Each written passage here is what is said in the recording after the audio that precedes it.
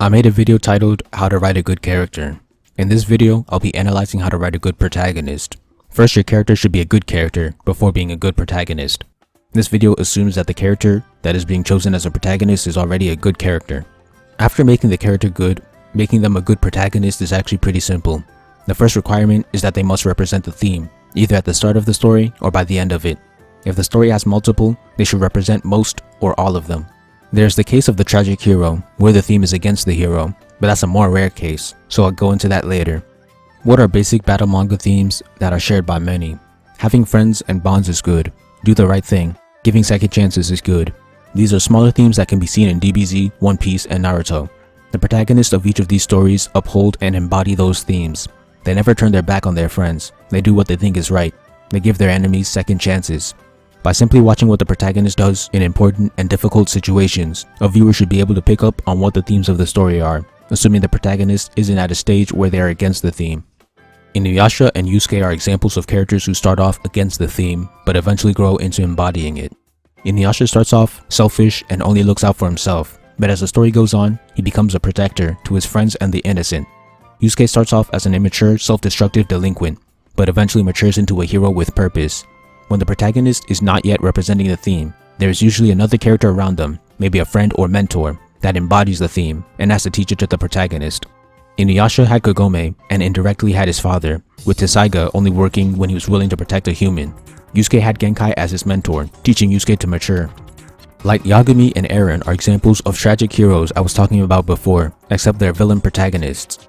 They are the main characters of their story, but they go against the theme and have their antagonist actually representing the true theme of the story. Lelouch is in a similar boat, but not exactly the same. He was a villain, but the themes of the story show that he was right because he succeeds in the end. Light and Eren are still good protagonists. They are just the rare version that I'll call tragic protagonists. Next, a good protagonist moves the plot forward. As a viewer, I should never be asking, why is he the protagonist? It should be clear by how relevant they are to the plot. I'll use Death Note as an example.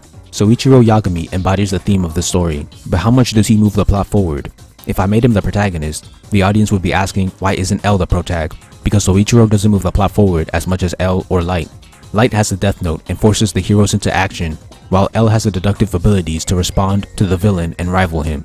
Soichiro is definitely useful, but he's backup in comparison to L.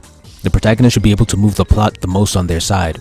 For example, you could argue that the Akatsuki from Naruto move the plot the most, but that's on the villain's side. On the hero side, it would be Naruto. I also hear the argument of proactive and reactive characters in the movie writing community, but unlike other negative ideas, this never really affected my own writing. People will say that the protagonist should be proactive and not reactive, but DBZ Imran's response to Super Eye Patch Wolf helped me realize that all characters are a mix of reactive and proactive. It's basically impossible for a character to be entirely one, especially heroes. It's like extrovert versus introvert. No one is entirely one. They may have more introverted actions, but there's no way all of their actions are introverted. Back to being proactive, a hero cannot act without having something to react to, whether it's saving people or stopping a villain. The people first have to be in trouble, and the villain first has to do something bad. So when it comes to proactive versus reactive, my advice would be to not really think about it. Just ensure that they are one of the characters that move the plot forward the most on their side, whether it be heroes or villains. Finally, the protag needs plot armor in the form of being special. Writing critics from all fandoms pretend that plot armor is a bad thing, but it's actually necessary. One day I'll make a video dedicated to that.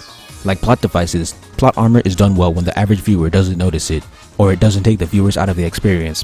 Why does the protag need plot armor? So they can push the plot forward convincingly. If the protag is some random guy, how is the story going to convincingly keep him alive and relevant until the end? As a writer, there are only two ways to do that. The first is have the character be protected by someone who is special, but at that point, the audience will be asking why the special person isn't the main character. The other way is to have the characters and plot bend over backward to keep the protag alive, but that will pull viewers out of the experience. Thus, the protag needs to be special. If Light wasn't a brilliant genius, he would have been captured easily. If Eren wasn't a Titan shifter, he would have died early on. If Spike wasn't an amazing pilot, shooter, and martial artist, and Mugen wasn't one of the best swordsmen alive, they wouldn't have made it to the end of their stories convincingly. I used to really despise protagonists being special. The recent Dragon Quest anime is an example. Guy is special in so many ways, but if he wasn't special at all, what right would he have to be the protag? How would he move the plot forward? I do think stories like Bleach and Dragon Quest overdo the special aspect. but I'm now more lenient on the protag being special at all. You can't tell me that it wasn't hype when Ichigo learned Bankai, when all of the odds were stacked against him. So in order to move the plot forward and survive until the end, the protagonist needs to be special in some way.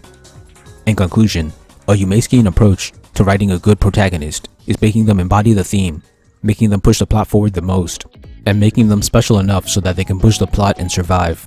There will obviously be exceptions if the story is trying to be subversive, but when playing it straight, I believe this is the way to go. Thank you for watching. Please like, comment, share, subscribe, and check out my manga for free online. If you enjoy my content, please consider donating to my Patreon. All important links will be in the description.